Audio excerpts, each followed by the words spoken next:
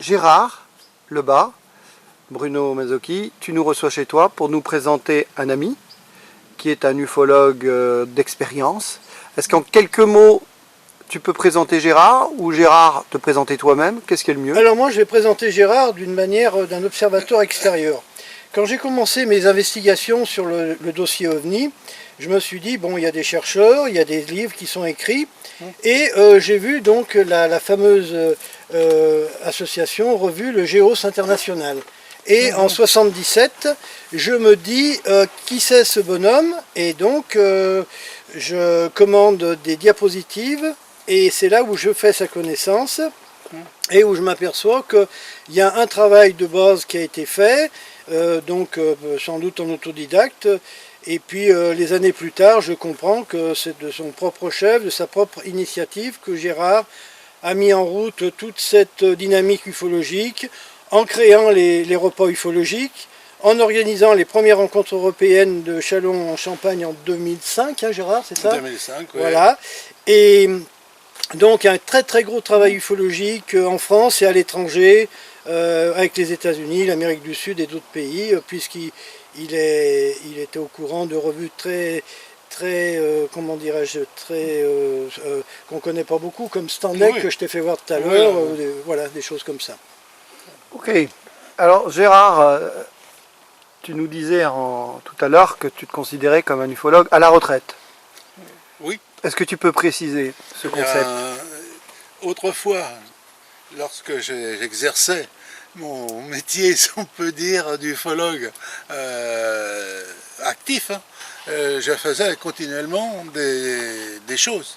C'est-à-dire, je réalisais une revue, à un moment je réalisais des revues, à un moment on a fait des tournées de conférences, à un moment on a organisé, après j'ai organisé donc, les repas ufologiques, et donc continuellement j'étais en activité afin de déjà faire connaître le phénomène OVNI, de mettre à la disposition des supports pour justement diffuser l'information relative au dossier OVNI, mais ce qui n'oblige pas que, entre-temps, j'ai commencé par apprendre l'ufologie en faisant des enquêtes sur le terrain, ce qui est le principal, et en terminant d'ailleurs par des enquêtes que j'ai faites à l'étranger, donc au Maroc, sur des cas qui ont été portés à ma connaissance, des cas intéressants. Parce qu'il y a des cas, il y en a des centaines, il y en a des milliers, et il y avait des cas qui sont plus intéressants, qui méritent d'être relatés et conservés, disons, pour l'histoire.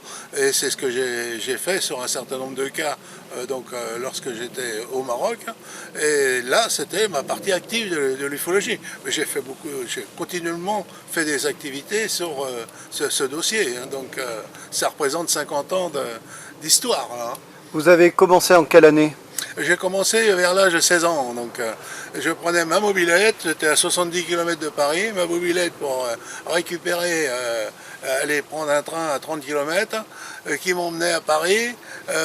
Et j'allais aux réunions d'une des plus vieilles associations, presque la plus vieille association qui s'intéressait au phénomène OVNI, qui s'appelait donc le GEPA, à l'époque dirigé par Francine et René Fouéré. Et donc j'ai commencé comme cela à apprendre ce qu'était que l'ufologie, et ensuite en organisant avec des membres des membres du GEPA, donc des gens qui participaient aux soirées à Paris, en organisant des nuits d'observation et notamment des camps d'observation qui sont déroulés une année sur la Côte d'Azur, au-dessus de Nice, au Mont Baouz des Blancs, c'est à côté de Vence. Voilà, donc c'était le début de l'ufologie. J'avais 16 ans, 17 ans, on prenait le train pour aller à Nice, on embarquait une vieille mobilette, on a traîné la majorité du temps. Donc c'était vraiment des histoires mémorables, quoi. Et dans Lumière dans la nuit, vous y avez été correspondant aussi? J'ai été correspondant Lumière dans la nuit en parallèle à ces moments-là, je l'ai connu également. Et j'ai été cercle Lumière dans la nuit par la suite, etc. Donc j'ai participé aux activités de Lumière dans la nuit durant un certain nombre d'années. D'accord. Oui. Votre profession de base? Ma profession de base, j'étais, avant de partir à la retraite, j'étais directeur des services comptables dans une société. Une société de tournée vers... sur les télécoms. D'accord. Voilà, les télécoms, Et les alors, téléphones mobiles et tout ça. sur Nice, vous avez eu l'occasion d'aller au col de Vence? Oui, je suis allé au col de Vence. Vous avez observé des choses? Personnellement, j'ai observé un phénomène qui est, je dirais, anormal, puisque nous étions tous réunis avec, je crois, il y avait Pierre Bec et toute ton équipe au col de Vence, et nous étions à une dizaine de mètres des voitures, et tout d'un coup, ma voiture, alors qu'il n'y avait personne dedans, s'est mise à clignoter. Alors c'est un phénomène électrique qui s'est produit à ce moment-là, qui a fait allumer mes feux position, tous les phares du véhicule, alors qu'il n'y avait personne sur place. Personne à l'intérieur et on ne peut pas expliquer. Donc c'est un des phénomènes du col de Vence. Ouais. Évidemment, il y en a eu bien d'autres, l'apparition d'objets divers. Mais vous n'avez pas été témoin d'autres choses? Non, j'ai pas été au col de Vence. Non, j'ai pas été témoin au col de Vence, ni d'ailleurs au cours de ma vie.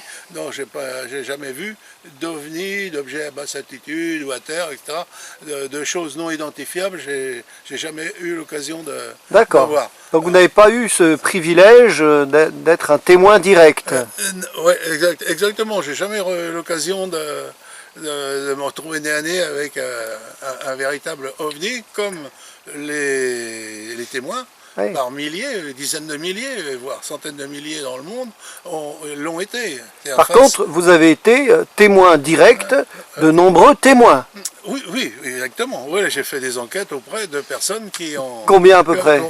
Je dirais quelques dizaines, voire une centaine au cours de ma vie, donc c'est très vieux. Puis d'autre part, lors des conférences, on rencontrait toujours des témoins. Oui. Donc on discute avec eux après la conférence, évidemment. Et donc on a continuellement, si on s'intéresse au sujet, qui en fait une part active, on est baigné dans le problème des ovnis, du phénomène ovni, qui là, ma foi, n'a pas de solution, quoi. Vous avez publié sur vos rapports, vos enquêtes, vos rencontres? Je faisais une revue, pendant des années j'ai fait une revue qui s'appelait donc tout d'abord Géos International, que notre ami a découvert. Après j'ai publié la revue Les extraterrestres, hypothèses extraterrestres, pendant pas mal d'années, donc une revue qui était imprimée, donc et cette revue, on a arrêté à la fin, après l'affaire de Cergy Pontoise en 1979, parce qu'il y a eu un écroulement général de l'ufologie amateur à ce moment-là. C'est-à-dire qu'avant l'histoire de Cergy Pontoise, il existait une centaine d'associations s'intéressant au phénomène ovni en France. Il y en avait un peu partout. Et avec l'histoire de Franck Fontaine qui s'est dit enlevé, ayant été visiter d'autres civilisations. Enfin, donc il y a toute une histoire qui s'est révélée fausse, être fausse, lui-même l'ayant avoué, et ses compères également, l'ayant dit même sur les ondes de stations de radio, donc c'est incontestable. Moi ayant enquêté sur place dès l'observation, il y avait déjà un tas d'indices qui prouvaient que l'histoire n'était pas claire, c'était faux tout ce qu'il nous racontait. Mais bon, j'ai été témoin aussi d'autres choses dans sa famille qui ma foi, voulait dire que c'était monté, quoi. C'était une histoire inventée, totalement inventée. Pourquoi Parce que des gens dans la famille le disaient. Oui, non, mais pourquoi a-t-il fait ça? Pourquoi la raison exacte, je ne pense pas qu'il l'ait déclaré, enfin je n'ai pas connaissance, mais c'est surtout pour une question de notoriété, de faire quelque chose. Ce sont des jeunes de banlieue qui faisaient les marchés, etc. Et puis un jour ils ont dit pourquoi pas qu'on inventerait une histoire comme ça. Et ça a fonctionné. Ça a fonctionné, il y a eu des bouquins dont ce n'étaient pas eux les auteurs, mais il y a eu tout un enchaînement. Voilà, écrit dessus. Il y a eu tout un enchaînement commercial lié à ce sujet. C'était pas leur optique au départ. Bon, ils ont monnayé des interviews, etc. Et alors, ça n'allait pas plus loin. Dans votre longue expérience d'enquêteur, Quels sont les quelques cas qui vous ont le plus marqué, qui vous viennent à l'esprit? Oh, bah, les cas, un des cas, disons, parmi les plus solides, c'est quand même le cas de Valençol. Là, qui a été enquêté notamment par la gendarmerie, mais qui a fait aussi l'objet d'enquêtes de responsables de la gendarmerie qui étaient intéressés par le sujet, qui s'est vraiment impliqué aussi sur ce cas. Donc c'est un cas qui est connu et qui jusqu'à maintenant n'a pas été remis en cause. C'est quelque chose de solide. C'est le cas le plus intéressant à ma connaissance. Après, il y en a d'autres. Il y a Trans-en-Provence aussi qui mérite intérêt. Et après, bon, j'ai pas tous les cas Mais en tête. ceux que Mais vous après, avez il y a les cas vous-même, marocains. ça tourne. Alors, Gérard Lebas, Bruno Mazzocchi, tu nous reçois chez toi pour nous présenter un ami qui est un ufologue d'expérience. Est-ce qu'en quelques mots, tu peux présenter Gérard ou Gérard te présenter toi-même? Qu'est-ce qui est le mieux? Alors moi je vais présenter Gérard d'une manière d'un observateur extérieur.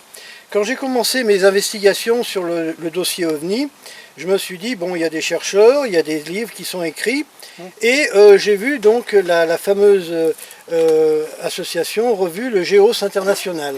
Et en 77, je me dis, qui c'est ce bonhomme? Et donc, je commande des diapositives, et c'est là où je fais sa connaissance, et où je m'aperçois qu'il y a un travail de base qui a été fait, sans doute en autodidacte, et puis les années plus tard, je comprends que c'est de son propre chef, de sa propre initiative, que Gérard a mis en route toute cette dynamique ufologique, en créant les repas ufologiques, en organisant les premières rencontres européennes de Châlons en Champagne en 2005, hein, Gérard, c'est ça? 2005, oui. Voilà. Et donc un très très gros travail ufologique en France et à l'étranger, avec les États-Unis, l'Amérique du Sud et d'autres pays, puisqu'il était au courant de revues comment dirais-je, qu'on ne connaît pas beaucoup, comme Standec, Oui. que je t'ai fait voir tout à l'heure, Oui. voilà, des choses comme ça. Ok. Alors Gérard, tu nous disais tout à l'heure que tu te considérais comme un ufologue à la retraite. Oui. Est-ce que tu peux préciser ce concept? Autrefois, lorsque j'exerçais mon métier, si on peut dire, d'ufologue actif, hein, je faisais continuellement des choses. C'est-à-dire, je réalisais une revue, à un moment j'ai réalisé des revues, à un moment on a fait des tournées de conférences, à un moment on a organisé, après j'ai organisé donc, les repas ufologiques, et donc continuellement j'étais en activité afin de déjà faire connaître le phénomène OVNI, de mettre à la disposition des supports pour justement diffuser l'information relative au dossier OVNI, mais ce qui n'oblige pas que, entre-temps, j'ai commencé par apprendre l'ufologie en faisant des enquêtes sur le terrain, ce qui est le principal, et en terminant d'ailleurs par des enquêtes que j'ai faites à l'étranger, donc au Maroc, sur des cas qui ont été portés à ma connaissance, des cas intéressants. Parce qu'il y a des cas, il y en a des centaines, il y en a des milliers, et il y avait des cas qui sont plus intéressants, qui méritent d'être relatés et conservés, disons, pour l'histoire. Et c'est ce que j'ai fait sur un certain nombre de cas, lorsque j'étais au Maroc. Et là, c'était ma partie active de l'ufologie. Mais j'ai continuellement fait des activités sur ce dossier. Hein, ça représente 50 ans d'histoire. Vous avez commencé en quelle année? J'ai commencé vers l'âge de 16 ans. Je prenais ma mobilette, j'étais à 70 km de Paris, ma mobilette pour récupérer, aller prendre un train à 30 km qui m'emmenait à Paris. Et j'allais aux réunions d'une des plus vieilles associations, presque la plus vieille association qui s'intéressait au phénomène OVNI, qui s'appelait donc le GEPA, à l'époque dirigé par Francine et René Fouéré. Et donc j'ai commencé comme cela à apprendre ce qu'était que l'ufologie, et ensuite en organisant avec des membres des membres du GEPA, donc des gens qui participaient aux soirées à Paris, en organisant des nuits d'observation et notamment des camps d'observation qui sont déroulés une année sur la Côte d'Azur, au-dessus de Nice, au Mont Baouz des Blancs, c'est à côté de Vence. Voilà, donc c'était le début de l'ufologie. J'avais 16 ans, 17 ans, on prenait le train pour aller à Nice, on embarquait une vieille mobilette, on a traîné la majorité du temps. Donc c'était vraiment des histoires mémorables, quoi. Et dans Lumière dans la nuit, vous y avez été correspondant aussi? J'ai été correspondant Lumière dans la nuit en parallèle à ces moments-là, je l'ai connu également. Et j'ai été cercle Lumière dans la nuit par la suite, etc. Donc j'ai participé aux activités de Lumière dans la nuit durant un certain nombre d'années. D'accord. Oui. Votre profession de base? Ma profession de base, j'étais, avant de partir à la retraite, j'étais directeur des services comptables dans une société. Une société de tournée vers... C'est sur les télécoms. D'accord. Voilà, les télécoms, et les alors, téléphones mobiles et tout ça. Sur Nice, vous avez eu l'occasion d'aller au col de Vence? Oui, je suis allé au col de Vence. Vous avez observé des choses? Personnellement, j'ai observé un phénomène qui est, je dirais, anormal, puisque nous étions tous réunis avec, je crois, il y avait Pierre Bec et toute ton équipe, au col de Vence, et nous étions à une dizaine de mètres des voitures, et tout d'un coup, ma voiture, alors qu'il n'y avait personne dedans, s'est mise à clignoter. Alors c'est un phénomène électrique qui s'est produit à ce moment-là, qui a fait allumer mes feux, position, tous les phares du véhicule, alors qu'il n'y avait personne sur place. Personne à l'intérieur et on ne peut pas expliquer. Hein. Donc c'est un des phénomènes du col de Vence. Ouais. Évidemment, il y en a eu bien d'autres, l'apparition d'objets divers. Mais vous n'avez pas été témoin d'autres choses? Non, j'ai pas été témoin au col de Vence. Non, j'ai pas été témoin au col de Vence, ni d'ailleurs au cours de ma vie. Non, j'ai jamais vu d'ovnis, d'objets à basse altitude ou à terre, etc. De choses non identifiables. J'ai jamais eu l'occasion de voir. Donc vous n'avez pas eu ce privilège d'être un témoin direct. Oui, exactement. J'ai jamais eu l'occasion de me retrouver nez à nez avec un véritable ovni, comme les témoins, par milliers, dizaines de milliers, voire centaines de milliers dans le monde, l'ont été. Par contre, vous avez été témoin direct de nombreux témoins. Oui, exactement. Oui, j'ai fait des enquêtes auprès de personnes qui ont... Combien à peu près? Je dirais quelques dizaines, voire une centaine au cours de ma vie, donc c'est très vieux. Puis d'autre part, lors des conférences, on rencontrait toujours des témoins. Oui. Donc on discute avec eux après la conférence, évidemment. Et donc on a continuellement, si on s'intéresse au sujet, qui en fait une part active, on est baigné dans le problème des ovnis, du phénomène ovni, qui là, ma foi, n'a pas de solution, quoi. Vous avez publié sur vos rapports, vos enquêtes, vos rencontres? Je faisais une revue, pendant des années j'ai fait une revue qui s'appelait donc tout d'abord Géos International, que notre ami a découvert.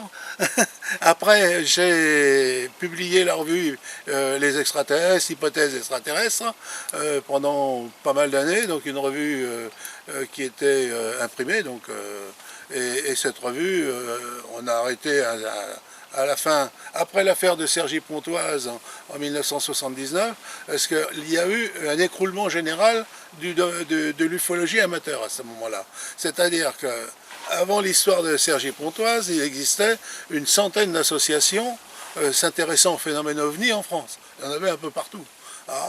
Et avec l'histoire de Franck Fontaine qui s'est dit enlevé, ayant été visiter d'autres civilisations. Enfin, donc il y a toute une histoire qui s'est révélée fausse, être fausse, lui-même l'ayant avoué, et ses compères également, l'ayant dit même sur les ondes de stations de radio, donc c'est incontestable. Moi ayant enquêté sur place dès l'observation, il y avait déjà un tas d'indices qui prouvaient que l'histoire n'était pas claire, que c'était faux tout ce qu'il nous racontait. Puis bon, j'ai été témoin aussi d'autres choses dans sa famille qui ma foi, voulait dire que c'était monté, quoi. C'était une histoire inventée, totalement inventée. Pourquoi? Pourquoi? Parce que des gens dans la famille le disaient. Oui, non, mais pourquoi a-t-il fait ça? Pourquoi? La raison exacte, je ne pense pas qu'il l'ait déclaré, enfin je n'ai pas connaissance, mais c'est surtout pour une question de notoriété, de faire quelque chose. Ce sont des jeunes de banlieue qui faisaient les marchés, etc. Et puis un jour ils ont dit pourquoi pas qu'on inventerait une histoire comme ça. Et ça a fonctionné. Ça a fonctionné, il y a eu des bouquins dont non, ce n'était pas eux les auteurs, mais il y a eu tout un enchaînement. Voilà, écrit dessus. Il y a eu tout un enchaînement commercial lié à ce sujet. C'était pas leur optique au départ. Bon, ils ont monnayé des interviews, etc.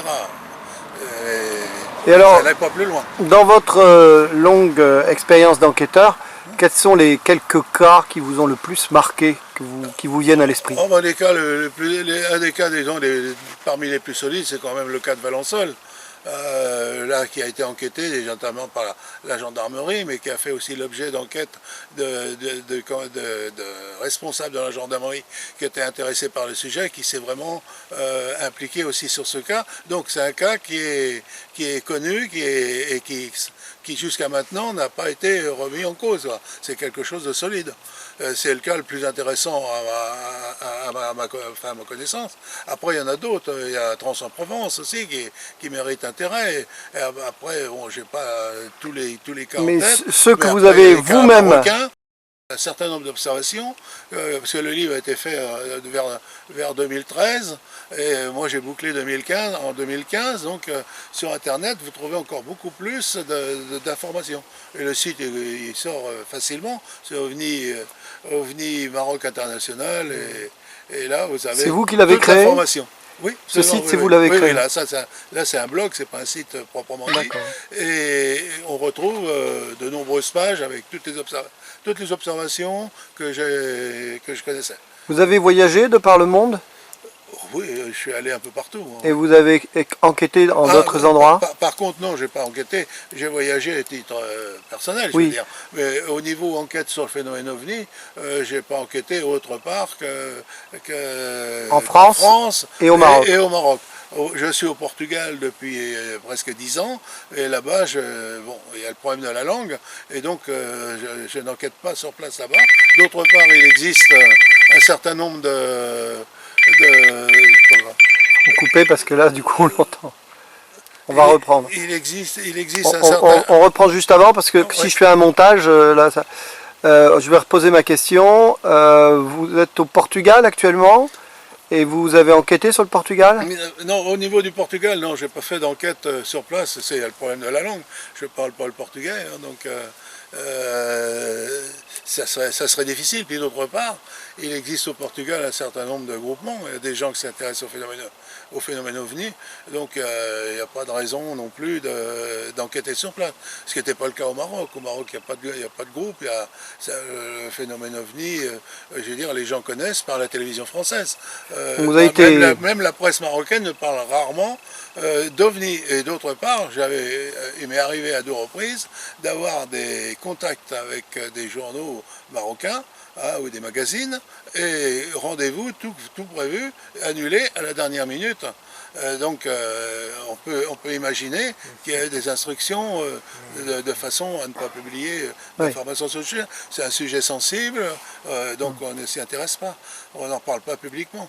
Est-ce que c'est un sujet moqué là-bas? Est-ce que les gens se moquent il y a déjà, bon, il y a les gens donc, qui ont très peu de moyens, donc c'est la majorité du peuple. Alors ces gens-là, le seul problème pour eux, c'est manger. Donc le phénomène OVNI, s'ils en ont entendu éventuellement parler, s'ils regardent les télévisions françaises, parce que la télévision marocaine, j'ai jamais vu une émission sur le phénomène OVNI sur la télévision marocaine. Donc il faut qu'ils regardent au moins la télé française. Or, en général, ils ne comprennent pas le français, donc il y a très peu qui regardent, qui sont au courant, et donc pour eux, ils n'ont pas d'opinion vraiment, quoi. Après, il y a les gens qui connaissent, qui sont d'un autre niveau, qui sont plus cultivés, et là, ils entendent parler du phénomène OVNI, ça les intrigue, mais ils s'en moquent pas. J'ai jamais vu, parce que dans ma vie de tous les jours là-bas, ils m'ont vu dans certaines émissions à la télévision française, et donc après, évidemment, ils me parlent, ah, vous avez vu, oui, c'est quoi, etc. Donc ils sont curieux, mais ils ne se moquent pas du phénomène à ce niveau-là. Vous avez eu l'occasion de vous intéresser aux ovnis d'Amérique du Sud, parce qu'il y a beaucoup de témoignages là-bas aussi. Oui, en Argentine et au Brésil, il y a beaucoup mais je ne me suis jamais penché vraiment sur ces cas, mais je sais qu'au Brésil, c'est là où il y a encore beaucoup plus qu'en Argentine. Et il y a beaucoup de groupes. Et il y a des revues ufologiques qui sont diffusées jusqu'à 35 000 exemplaires, ce qui n'est pas le cas en France. Une revue ufologique en France, 1000, 2000 exemplaires, ça a été 5000 maximum à la meilleure période, si on peut dire. Mais à l'heure actuelle, ça ne fonctionnerait même pas une revue, ou difficilement. Puisqu'il y a très peu de gens qui s'intéressent vraiment au sujet, de là à régulièrement je veux dire, prendre de l'information, aller éventuellement enquêter, etc. Donc c'est difficile. Par contre, au Brésil, on s'aperçoit que bon, il y a déjà des centaines de groupes, hein, il y a beaucoup de groupes là-bas, il y a des gens actifs, il y a beaucoup d'ouvrages sur le phénomène OVNI, et il y a beaucoup d'observations, évidemment, qui en découlent, et des revues à fort tirage par rapport à ici. Donc le Brésil, oui, il y a beaucoup de cas là-bas, il y a des cas intéressants, je dirais similaires à ce qu'on a en Europe, hein, en France au moins. En Argentine, c'est différent. En Argentine, c'est beaucoup plus proche de la France. J'ai dit quand je suis allé en Argentine il y a quelques années, j'ai rencontré tous les principaux acteurs du phénomène OVNI qui étaient en Argentine. J'ai fait le tour du pays, et donc via les cafés ufologiques, qui sont les petits frères des repas ufologiques, créés en Argentine, hein, par un professeur de Buenos Aires, M. Morales, et donc c'est par l'intermédiaire de ces cafés ufologiques j'ai fait des conférences dans à peu près toutes les villes, dans un certain nombre de grandes villes d'Argentine. Et donc par ce biais-là, ça m'a permis de rencontrer des gens que j'ai connus il y avait 30-40 ans auparavant. Même le docteur Renezo, qui est malheureusement décédé depuis, m'a ressorti une lettre que je lui avais faite en 1974 ou quelque chose comme ça. Donc c'est vraiment, ils sont vraiment plus proches de chez nous. Ce sont des groupements qu'il y avait en France. Donc après ils ont fait les repas, les cafés où ils se réunissent comme les repas, et ils sont dans toutes les villes, mais il y a quelques auteurs, quelques personnes qui ont écrit des ouvrages où ils relatent un certain nombre d'observations. Il n'y en a pas autant que, je pense, moins qu'en France, mais il y a des cas intéressants également. On trouve un peu la même philosophie par rapport à ce qui se passe en France, aux États-Unis, etc. J'imagine en moins grand nombre, je pense. J'imagine qu'au fil des années, des décennies, vous avez dû rencontrer des ufologues de renom. Est-ce qu'il y en a certains qui vous ont marqué plus que d'autres? Est-ce que vous avez vu, on parlait de Jimmy Gueux, on parlait d'autres, est-ce que vous en avez rencontré des... Ouais, je dirais que à ce niveau-là, je connaissais à peu près tout le monde. Tous les grands aux États-Unis, la majorité je les connaissais, en Australie, en Nouvelle-Zélande, en Argentine, je suis allé en Argentine, je suis allé donc au Brésil, j'ai rencontré deux ou trois personnes, mais dans le monde entier, je connaissais beaucoup de gens. Donc vous avez connu... J'en ai rencontré beaucoup lorsque j'ai organisé donc dans le cadre des repas ufologiques, les rencontres de Châlons-Champagne 2005, c'était une rencontre européenne, il y avait quand même plus de 10 000 personnes. Bon, il y avait 200 journalistes sur place, une centaine de journalistes sur place qui ont retransmis l'info. C'était un truc important. En quelle année? En 2005. 2005. Alors qu'à l'origine, on ne le souhaitait même pas, on le souhaitait pas. On ne pensait pas que ça aurait pris proportions comme ça. Et alors dans ces... France Info, tous les heures, ils diffusaient de l'information. Europe 1, j'étais à tous les journaux d'Europe 1, j'étais invité à parler de ce qui se passait, etc. Donc ça a été un gros truc. Et là, j'ai rencontré beaucoup de personnes de l'étranger qui sont venues spécifiquement aux rencontres. Et puis il y a aussi les repas ufologiques. Il y a pas le repas que j'organisais donc sur Paris, ce qui m'a permis de rencontrer à peu près, je dirais, tous les gens qui venaient de l'étranger. En France, hein, tous les Américains, de Brésil, de partout, de Russie, de partout. Hein. Ces gens-là, s'ils s'intéressaient aux ovnis, ils passaient au repas ufologique. Boris Chorinoff, il est venu, non? Oui, j'ai rencontré aussi. Exactement, mais... Vous avez connu Aimé Michel? Non, je ne l'ai jamais rencontré, j'étais trop jeune à ce temps-là. D'accord. Oui, Et il est décédé. Hynek, pareil alors, vous ne l'avez pas connu? Hynek, non, non, c'est... Ouais, pareil. Si ça serait après, oui, il serait venu en France. Et Jean-Claude Bourret? Oui, Jean-Claude connaît bien, il n'y a pas de problème. Oui, c'est tous les gens qui ont écrit des ouvrages... après ça, avant 2010, en gros, je connaissais tout le monde, quoi. Jimmy Parce Gueux. que dans le cadre des repas ufologiques, tout le monde venait faire la promotion de leurs bouquins pour les auteurs. Après, les chercheurs et tout ça, bon, ils voulaient nous rencontrer, voir comment ça se passait. Parce qu'aux États-Unis, par exemple, on a eu pendant plus d'une année une personne qui faisait le voyage tous les mois en avion, donc de Chicago, qui enregistrait le repas, devait retraduire ça, et ça passait, c'était ensuite diffusé sur tout un réseau de stations FM aux États-Unis. Donc on était connus, tout le monde, les gens spécialisés. Les gens spécialisés savaient que les repas ufologiques existaient et tout ça. Donc ça, évidemment, ça a éveillé la curiosité. C'est pour ça que... Qui a créé à la base les repas ufologiques en France? Alors, les repas ufologiques il y avait des réunions de temps en temps à Paris, et à un moment, avec un collaborateur qui participait à ces réunions, qui s'appelait Jean-Luc Rivera, a décidé de structurer et d'en faire des réunions tous les mois. Et après, il s'est posé le problème d'organisation et tout ça, de réglementation, parce qu'il y a des abus, il y a un tas de trucs, et donc j'ai donné un repas ufologique que j'ai inventé à l'époque. Marc Desposé. Oui. Donc vous êtes le papa des repas ufologiques. Voilà. Pardon? Vous êtes le père des repas ufologiques. Voilà, absolument. Et développement également. Et Jean-Luc Rivera était un juriste. Hein, il était Oui, juriste, exactement. Oui, absolument. que j'ai rencontré plusieurs fois d'ailleurs à Rennes-le-Château.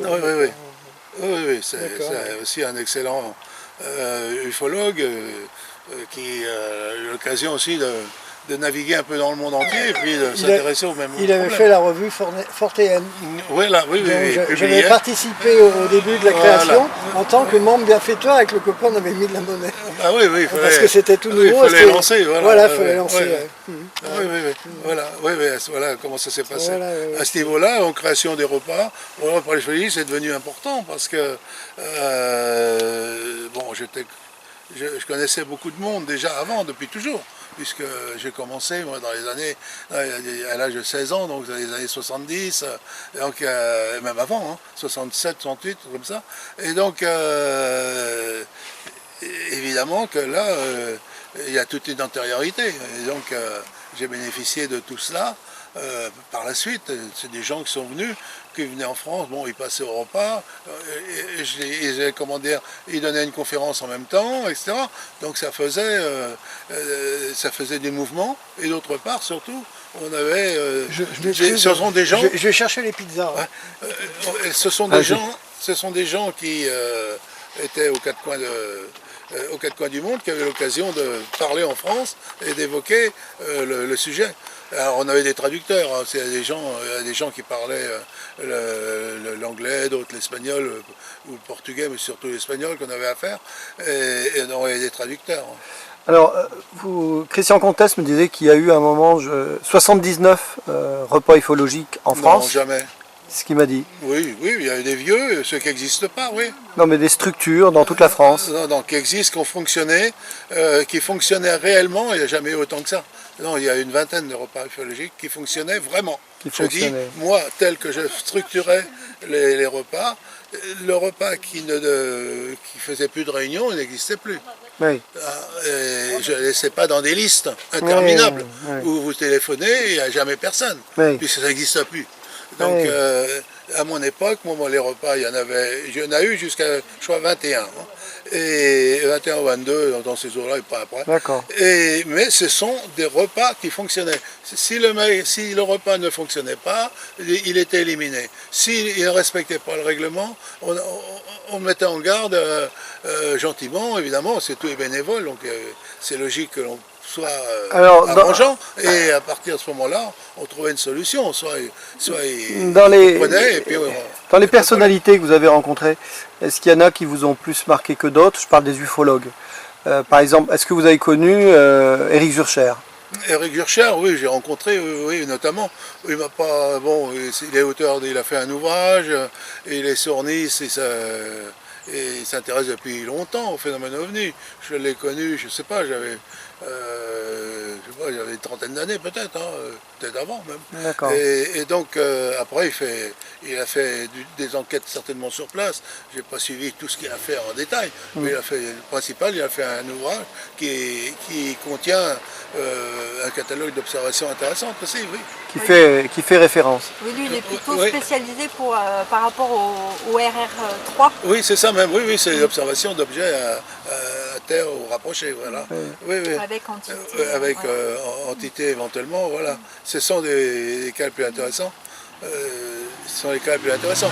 Par contre, on en a très peu en France depuis, je dirais, depuis au moins pas loin d'une trentaine d'années, hein, facile. Et il y en a Il y en a moins. très Hein. peu, il y en a très très peu, ouais. Et Tous Jean les cas, Miguer, vous l'avez connu? oui, j'ai eu l'occasion de le rencontrer même avant, qui publie ses bouquins et ses histoires. Après, c'est plus du tout dans le domaine de l'ufologie telle qu'on la conçoit nous, en disant, enfin que je la conçois, c'est-à-dire en cherchant la preuve de l'existence de ces objets, hein, et éventuellement la provenance, qui est déjà plus compliqué. Mais au moins la preuve de l'existence, c'est-à-dire la preuve, on l'apporte déjà par un certain nombre de cas, après par un nombre innombrable de cas, après c'est pas suffisant, évidemment, il faudrait presque pouvoir dire demain je vais vous emmener voir un ovni, mais ça on ne pourra jamais le faire. Donc il restera toujours un doute puisqu'on n'arrive pas à les saisir non plus, l'arme, même par les moyens militaires on a essayé, ils sont toujours pas, on n'est jamais parvenu à les saisir. Donc il y aura toujours un doute. Pour nous le phénomène existe, mais après il reste toujours un doute. L'armée américaine commence à lâcher des choses, des captations. Oui, vous savez, aux États-Unis, ils lâchent des choses depuis 50 ans. Hein, ils recréent du secret et ils le lâchent après. Et c'est toujours les mêmes histoires. On n'apprend rien de nouveau aux États-Unis. Ah, par contre, ça intéresse des gens qui vont avoir des places de PDG, d'organisations qui seront chargés de s'occuper des scientifiques, hein, s'occuper du phénomène OVNI, de donner une nouvelle version, de refaire une énième étude. Ces gens-là sont intéressés. Bon, derrière, il y a quelque chose à la clé. Après, je veux dire, au niveau de la recherche pure, les États-Unis n'ont rien donné. Jacques Vallée, vous l'avez connu? Oui, j'ai rencontré à Paris, il est venu au repas ufologique aussi. D'accord.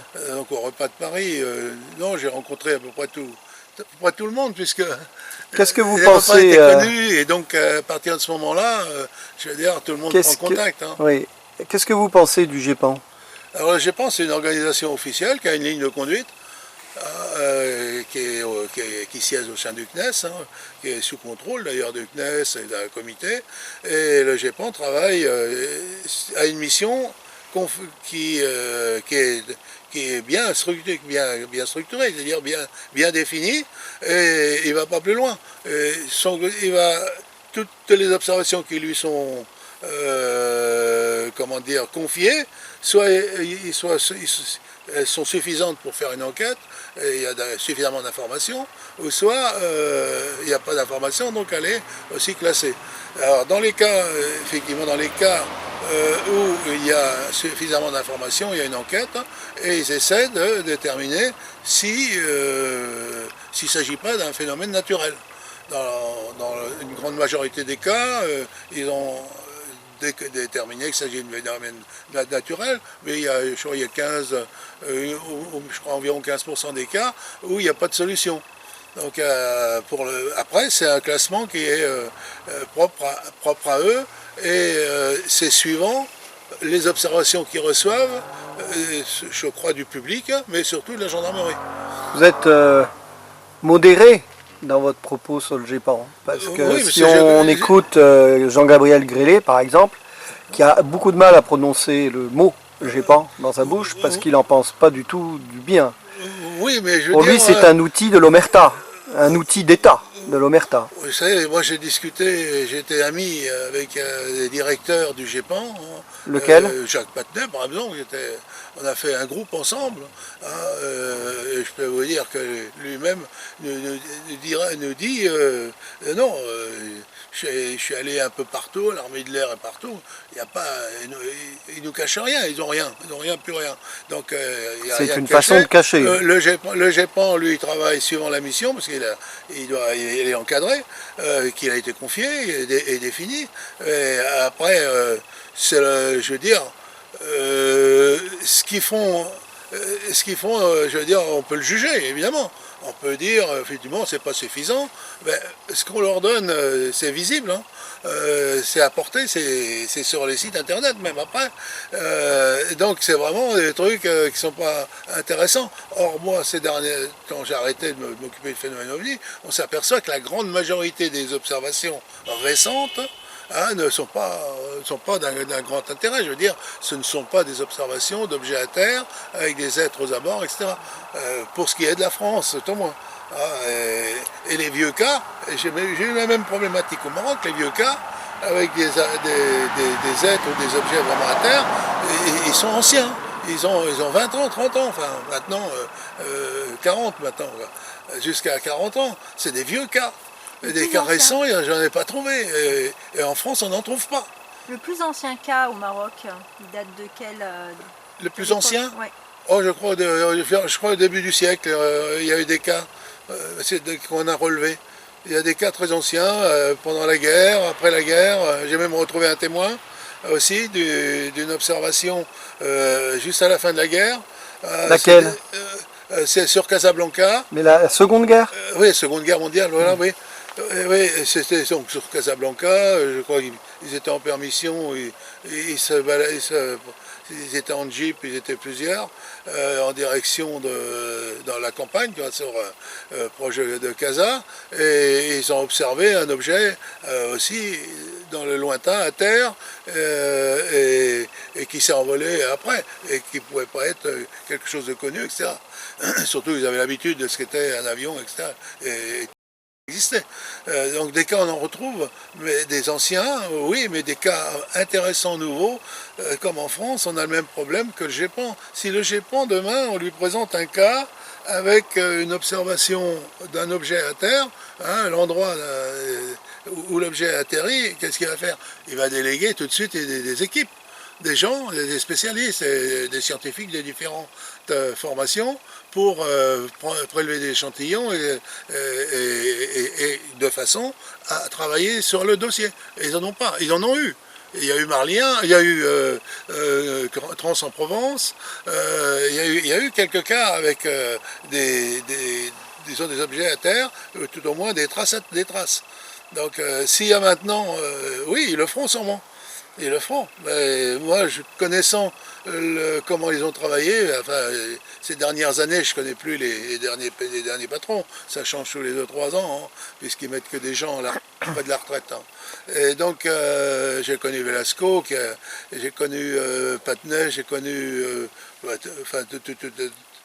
Claude Poher depuis le début, pratiquement tous jusqu'à 2015 environ, et ce sont des gens qui généralement se sont vraiment passionnés pour le dossier OVNI, hein, qui croyaient dur comme fer, et donc à ce niveau-là, il Je veux dire, on ne peut pas mettre en doute la capacité, disons, au niveau d'admettre ou pas l'existence du problème OVNI. On ne peut pas leur dire non. Ce sont des gens qui sont passionnés pour...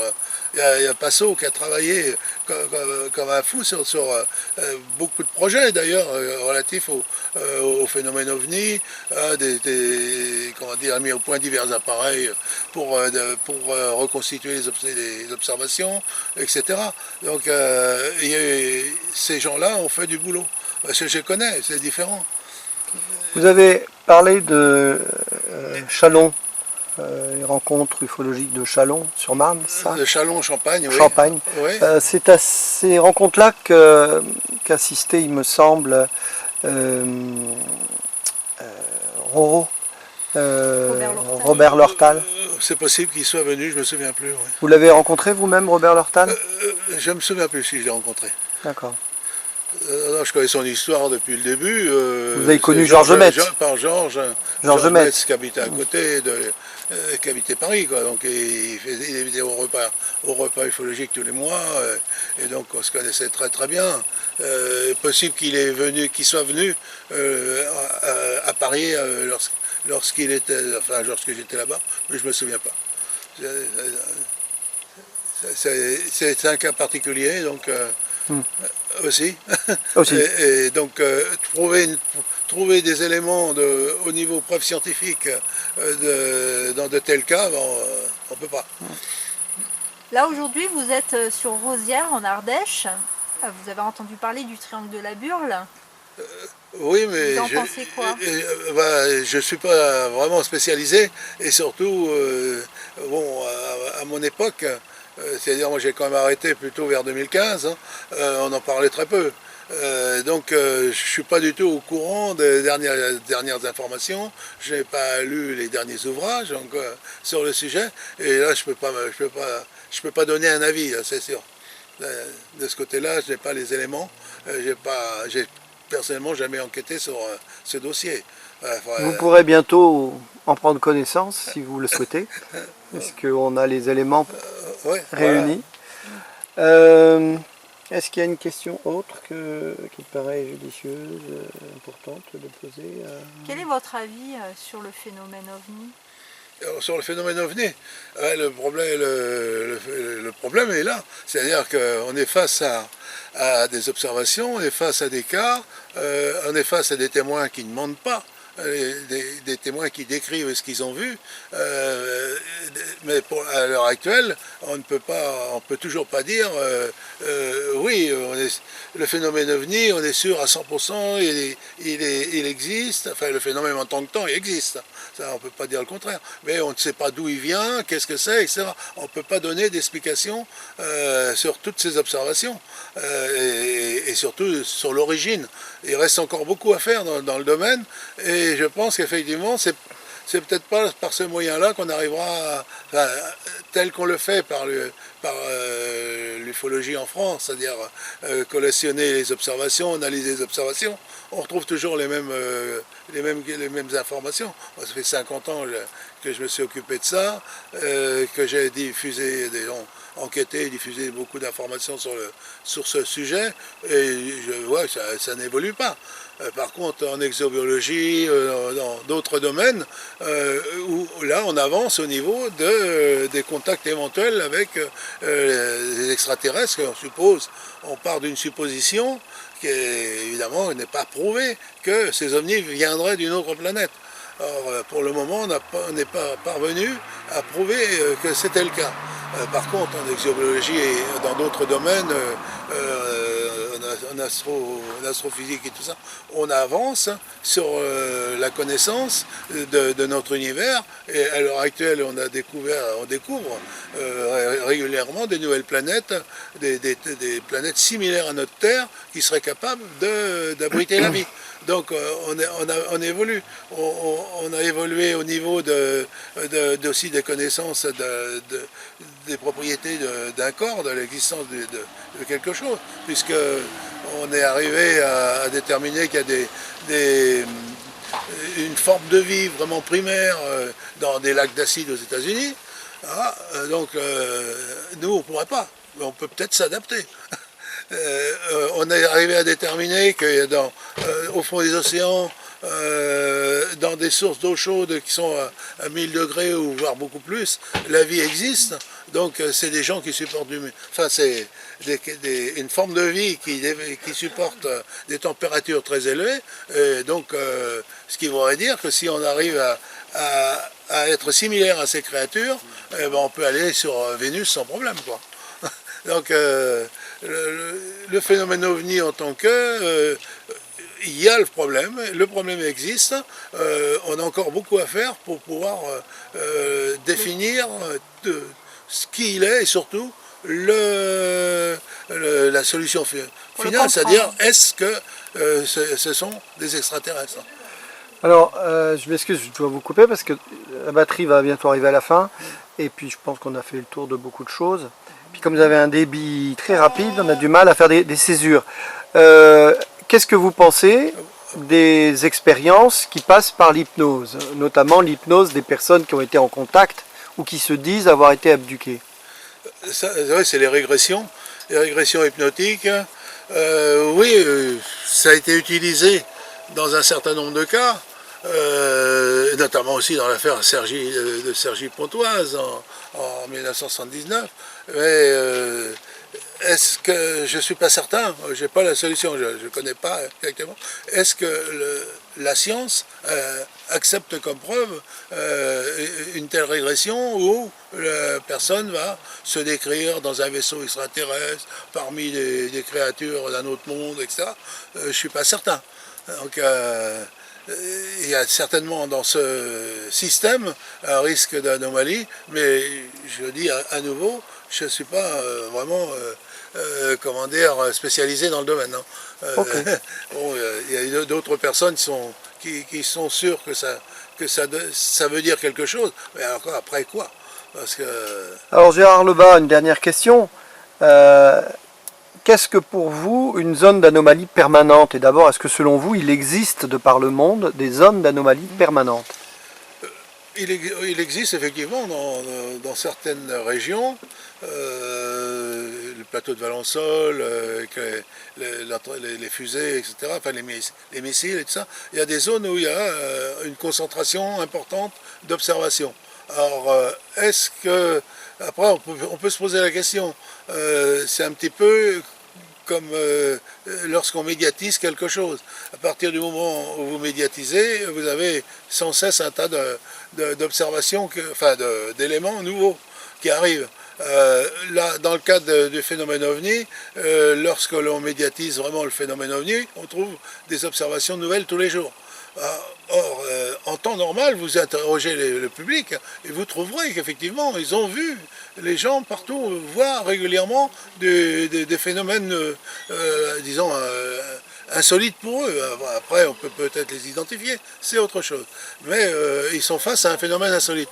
Je pense qu'aussi, il y a aussi une incidence qui peut être de ce genre, dans ces zones comment dire, où on a un nombre important d'observations.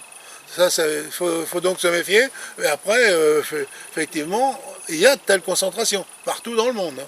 Il n'y a pas qu'en France. On en retrouve aux États-Unis. Je pense que c'est similaire au Brésil et dans d'autres pays. Hein. Faut pas, en règle générale, le phénomène se présente en France comme il se présente dans d'autres pays. Hein, donc, merci Gérard pour cet échange. Et puis bon séjour dans le triangle de la Burle, puisque je crois encore demain, c'est ça? Voilà, oui, mais... Et après vous repartez sur Portugal? Sur Marseille, d'accord. Toulon, la Corse. Ok. Merci. Merci beaucoup.